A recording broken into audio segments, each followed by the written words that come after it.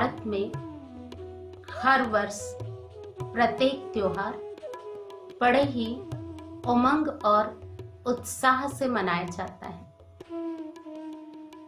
खासकर नवरात्रि का त्योहार तो लोगों के जीवन में अनेक खुशियां भर देता है और अनेक प्रकार की बीमारियां भी इसमें दूर हो जाती हैं। वर्ष में खासकर 2 बार नवरात्रि का त्योहार मनाया जाता है।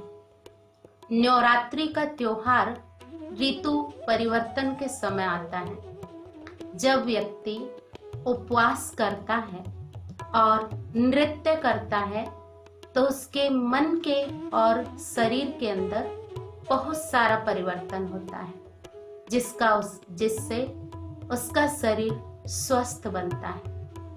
नवरात्रि में खासकर देवियों का आह्वान किया जाता है। देवियों के बारे में बहुत सारी कथाएं संसार में प्रचलित हैं।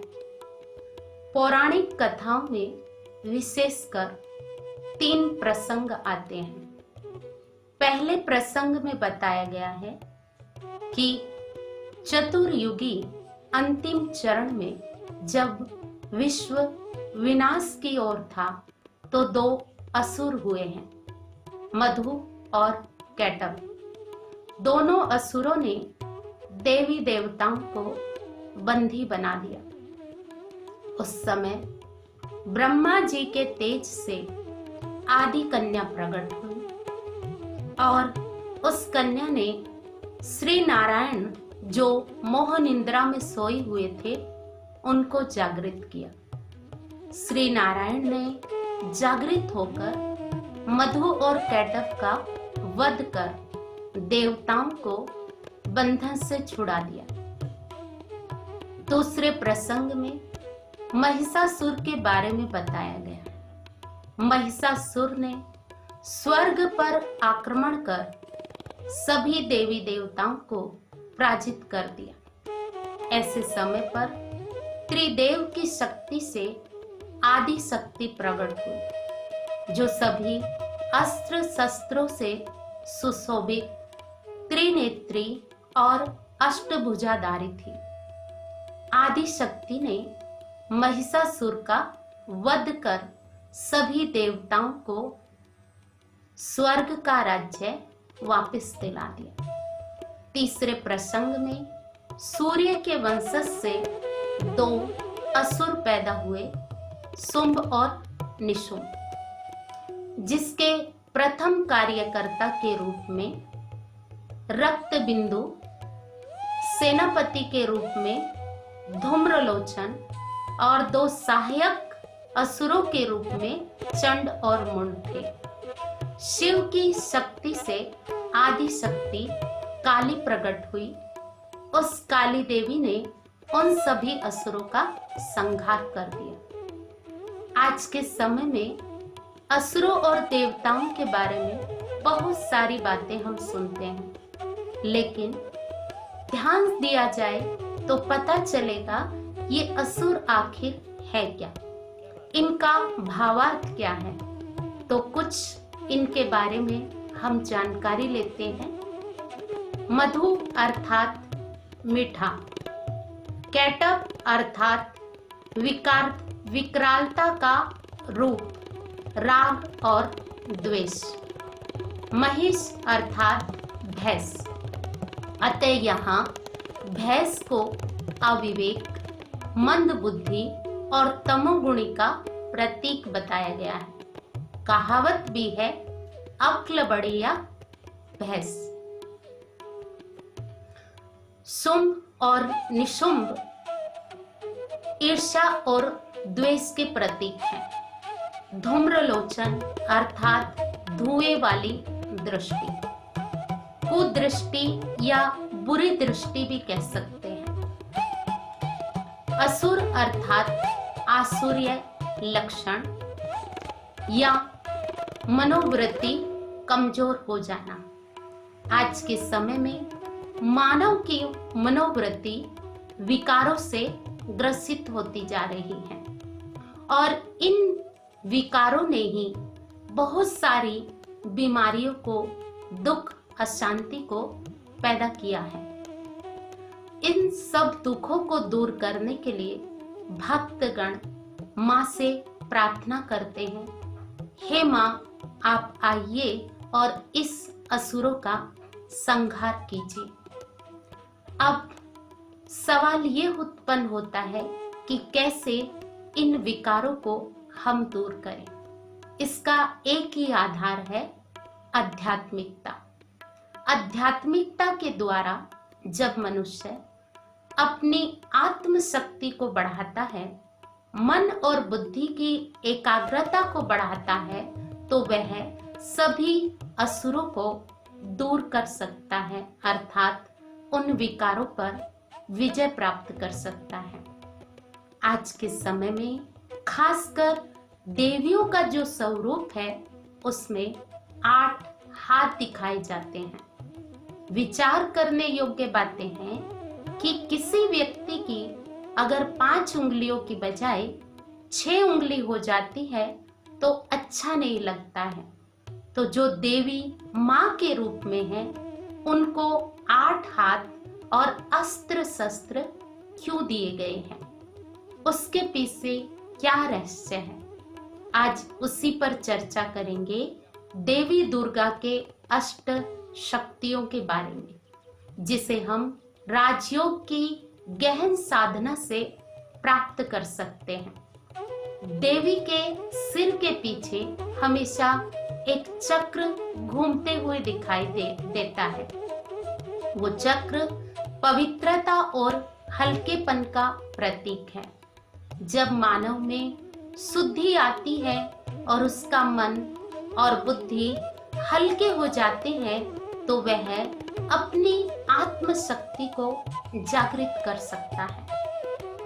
8 हाथों में एक एक अलंकार है। सबसे पहले है स्वदर्शन चक्र। स्वदर्शन अर्थात स्वयं के कर्मों का दर्शन करना, क्योंकि मानव का स्वभाव है, जब तक वह अपने कर्मों का दर्शन नहीं करता है, तब तक बदलाव ला नहीं सकता। अध्यात्म शक्ति से मानव का परिवर्तन संभव है।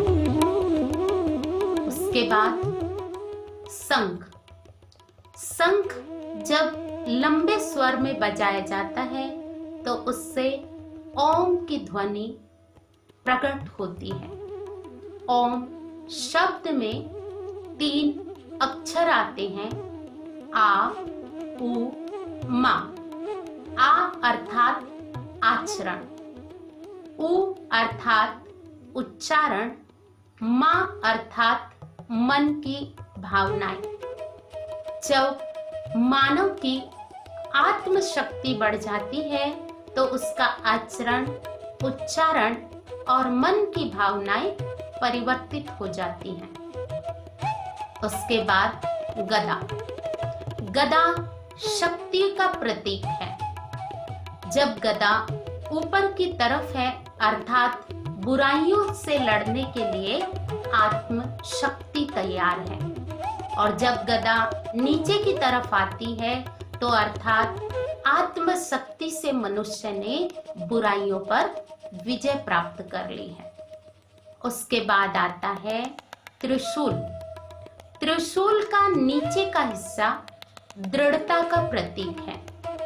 जैसे जैसे मनुष्य अध्यात्म ज्ञान की तरफ आगे बढ़ता जाता है, उसके मन और बुद्धि में एकाग्रता और दृढ़ता आती जाती है। ऊपर के 3 हिस्से मन, वचन और कर्म को प्रतीक करते हैं। इसीलिए संसार में कहावत है, जो सोचते हो, जो बोलते हो, जो करते हो, तीनों समान रहे। उसके बाद आता है कमल। कमल हमेशा कीचड़ में खिलता है, लेकिन कीचड़ की एक बूंद भी उसे छू नहीं पाती। इसी प्रकार से हम समाज में रहते हुए और अध्यात्म शक्ति के द्वारा बुराइयों से अपने आप को दूर कर सकते हैं। पूरे समाज को हम कल्याण की भावना से आगे बढ़ा सकते हैं। उसके बाद आता है धनुष। धनुष का आकार बिल्कुल मुख की तरह से है। कहा भी गया है कि तलवार का घाव भर जाता है, परंतु मुख का घाव कभी नहीं भरता। इसीलिए मुख से हमेशा मीठे बोल ही निकले, जो सबके लिए सुखदाई हो। इसके बाद आती है तलवार। तलवार अर्थात ज्ञान। जब तक तलवार में धार नहीं है, वह तलवार किसी काम की नहीं है, और तलवार में धार है तो वह विजय प्राप्त कर सकती है। इसी तरह से मानव में बहुत सारा ज्ञान है, लेकिन सद्बुद्धि नहीं है तो वह ज्ञान अहंकार का प्रतीक बन जाता है। इसीलिए नवरात्रि के तुरंत बाद दशहरे के दिन रावण को जलाया जाता है।